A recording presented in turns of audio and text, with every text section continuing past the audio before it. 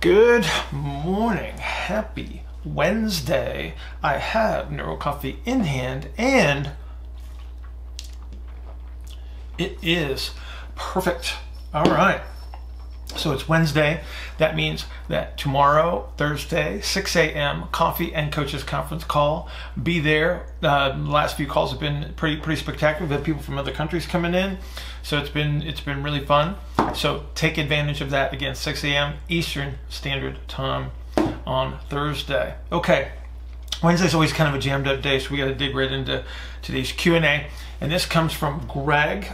And Greg has a question about shoulder girdle depression. In this case, Greg says the impairment is a lack of elevation with arm elevation and at rest. So he's talking about like a depressed shoulder girdle that is resting a little bit lower than we would perceive as normal. He says, I've seen this presentation most in my narrow ISA individuals, including my weightlifters and ballerinas.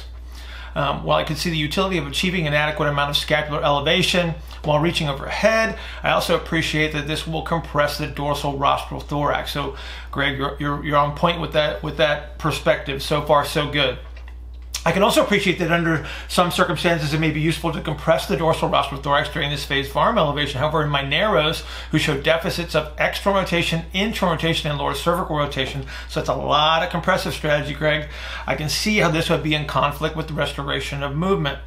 One of the common recommendations is passive elevation of the shoulder girdle at rest and then active maintenance. Although this might reduce the depressive aspect, it could also be considered promoting an additional layer of superficial compressive strategy.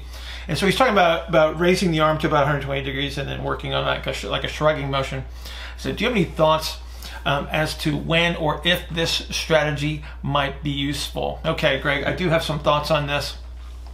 The first thing that we want to do is we want to identify what we're really looking at. So the person that you mentioned in your email, well, I left their name out, describes this depressed shoulder girdle in a very specific way in regards to certain types of muscle activity. So they use terminology of shortness and length and relative flexibilities and things like that. And so they describe this as having shortness of pectoralis major and minor, shortness of the lats, shortness of supraspinatus, which I really love. It's a great observation by this person, because I think that the concentric orientation of the supraspinatus in this circumstance is one of the reasons why you see so much supraspinatus tendinopathy. The concentric orientation reduces blood flow to that supraspinatus tendon, and we get degeneration there. So that's kind of a big deal. But if you look at all this compressive strategy, essentially what we're looking at is your end game narrow presentation, which is hopefully, based on my technology, I should be able to present you with that right there.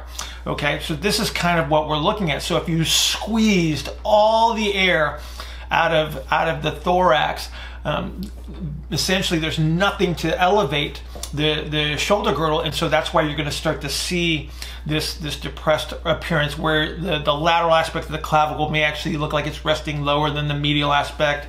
You're going to look like you have these really stretched out upper trapezius, and they are not relaxed under any circumstance, and so we do have this upper dorsal rostral compression. So I think you're dead on that if we were to try to influence this with, one, I have to move my arm into a position where I probably have to utilize a compensatory strategy to even get there, and number two, I'm going to use muscle activity that's going to further compress this area.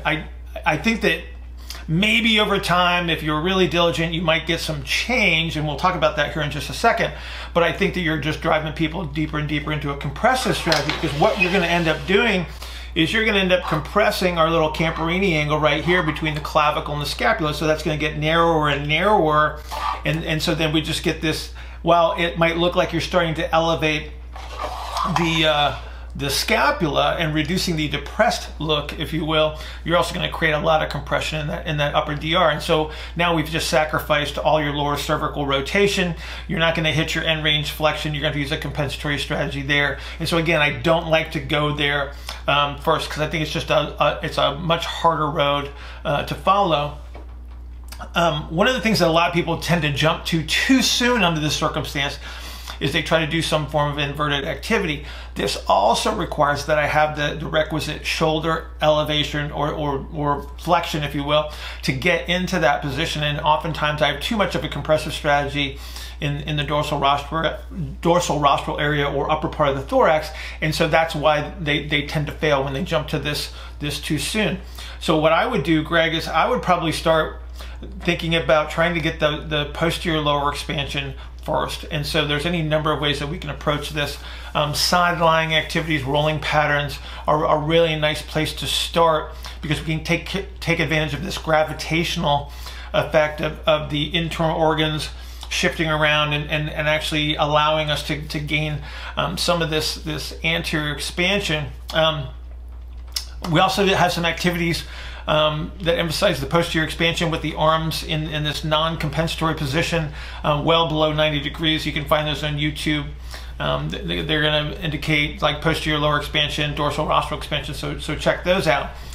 Once we do those activities, we can usually pick up about 90 degrees of shoulder flexion, and now we've got a lot of stuff on the table. Now we can go quadruped, we can do band and cable reaching, and try to gain a little bit more of the anterior expansion, so we can pick up the pump handle under those circumstances and maintain that posterior lower strategy. Because when we're working at that 90 degrees of shoulder elevation, we do have dorsal rostral concentric muscle activity, and so by creating a little bit of concentric orientation there, we promote expansion of the posterior lower, and we're going to drive airflow up and anterior to lift up that pump handle. So again, once we get 90 degrees of shoulder flexion, we got a lot of stuff on the table that we can use.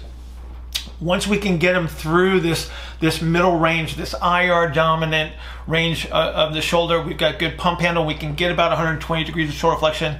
Now we can start to talk about the activities that you were mentioning before. However, I would caution against trying to use the shrugging activity again, because all we're going to do is create a compressive strategy there. But this is where we would start to use some inverted positions, because we have access to the non-compensatory shoulder flexion that's available to us. We've got deep squat, pull down activities, we've got bar hang activities and things like that we can utilize that are going to promote a lot of that remainder of the anterior posterior expansion. We're going to drive some of that end range shoulder flexion, so we're going to get the upper DR expansion, and so I would use your shoulder flexion measure and go to the YouTube video and check out how I measure shoulder flexion. It's very, very important that you measure it a very specific way, so you know that you're getting shoulder flexion and you're not getting a compensatory presentation at the end range of flexion. So Greg, thank you so much for the question. It was a great one. Keep them coming at billhartman@gmail.com. AskBillHartman@gmail.com. AskBillHartman@gmail.com. And I will see you guys at 6 a.m. Thursday. Bring your coffee, bring your questions, and we will have a great time. See you tomorrow.